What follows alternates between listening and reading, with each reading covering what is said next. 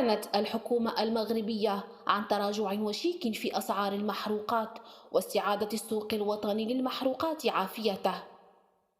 وحسب بايتس الناطق الرسمي للحكومة، ينتظر أن يعود ثمن اللتر الواحد من الغازوال إلى 8 دراهم، فيما ثمن البنزين سيتراجع إلى 10 دراهم للتر الواحد. وتوقع الناطق الرسمي باسم الحكومة أن تنعكس هذه المعطيات في القريب العاجل إيجاباً على تسعيرة النقل بشتى أنواعه، وخصوصاً نقل البضائع.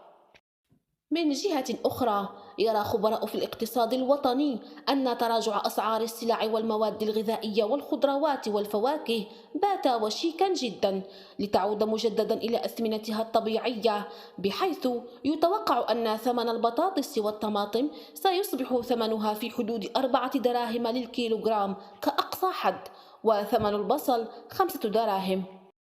وفيما يخص أثمنة الزيوت والحليب ومشتقاته، أفادت معطيات نفس خبراء التسعير أنها ستتراجع بنسبة 40% بشكل تدريجي.